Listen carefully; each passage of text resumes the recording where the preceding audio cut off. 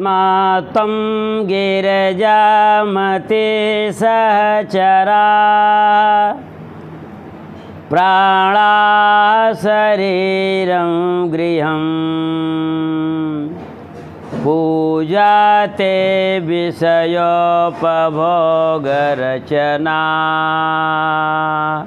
निद्रा समाधि स्थितिः संचारा पदयो प्रदक्षिणविधिः अस्तोत्राणि सर्वागिरो यद्यत् कर्म करोमि तत्तदखिलं शंभो तवाराधनं। बोले उमापति महादेव की जय। श्रावण मास की जय। कल हमने आप लोगों को 7वें अध्याय की कथा सुनाया था। आज 8वें अध्याय की कथा हम आपको सुनाएंगे।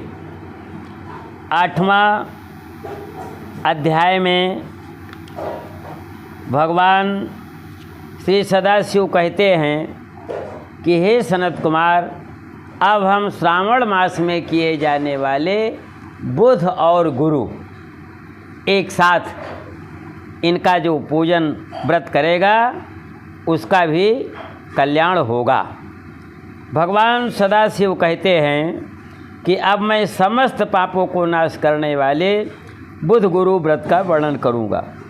श्रद्धा पूर्वक करके मनुष्य सिद्धि को प्राप्त हो जाता है। ब्रह्मा जी ने चंद्रमा को ब्राह्मणों का राजा बताया है और अभिषिक्त किया है। ब्राह्मणों का राजा चंद्रमा है। किसी समय उसने रूप तथा अपने जवानी से संपन्न तारा नामक गुरु पत्नी को देखा। देखने से उनके सौंदर्य को देख करके चंद्रमा जो है गुरु पत्नी बृहस्पति जी की पत्नी पर मोहित हो गया और तारा भी उसके साथ चली गई। उसने अपने घर में रख लिया। बृहस्पति जी को कुछ दिन बाद मालूम हुआ कि तारा चंद्रमा के यहाँ है, तो उन्होंने चंद्रमा को समझाया कि मेरी पत्नी मुझे वापस कर दो, परंतु चंद्रमा ने देना स्वीकार नहीं किया। तब ये इंद्र के पास जाते हैं और इंद्र के पास जा कर के देवराज इंद्र से कहते हैं कि महाराज, हमने चंद्रमा को समझाया, मेरी पत्नी को वापस नहीं किया। आप राजा हैं और देवताओं के राजा हैं, तो आप ही उसको समझाइए और नहीं तो आपको पाप लगेगा। आपके राज्य में जो पाप होगा, राजा अगर उसको दंड नहीं देगा तो उसको पाप लग जाएगा। तो चंद्रमा को देवराज इंद्र ने समझाया भी और कहा भी कि आप गुरु पत्नी को वापस कर दो। तो ऐसा कहने से जो है गुरु पत्नी को चंद्रमा ने वापस कर दिया, परंतु बृहस्पति की पत्नी तारा से एक संतान वहाँ उत्पत्ति हुई, उसका नाम बुध रखा गया। तो बुध पुत्र हुआ, तो स्त्री के साथ पुत्र को भी हमारे बृहस्पति जी महाराज प्राप्त करना चाहते थे, परंतु वह बुध को दे दिया गया। और बुध को देने के बाद इंद्र ने और सभासदों ने कहा कि ये गुरु और बुध दोनों का पुत्र रहेगा।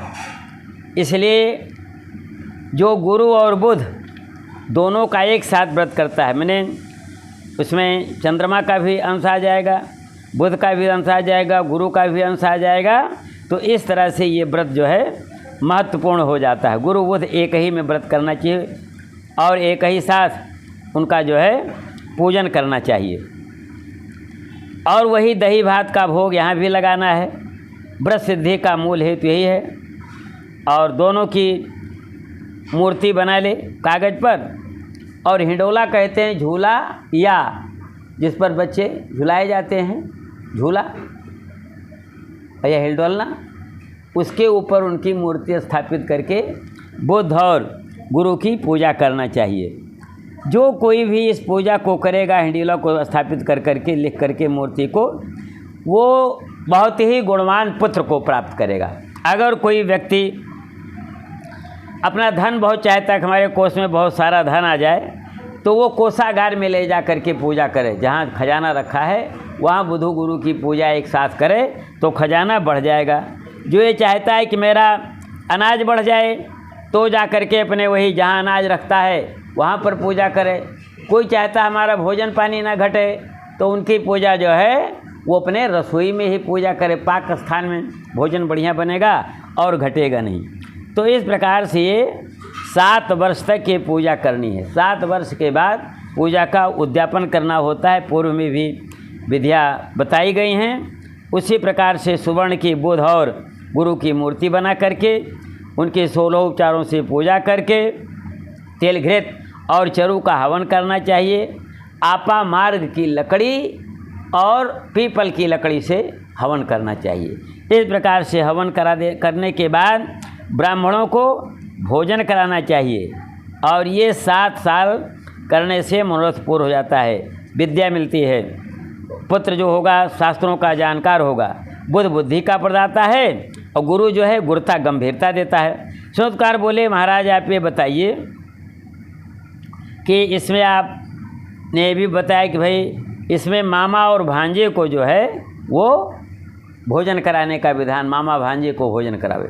तो मामा भांजे को भोजन क्यों कराया जाए, इसके विषय में बताइए। तो कहा, हे सनत कुमार जी, ये पुराने काल की बात है।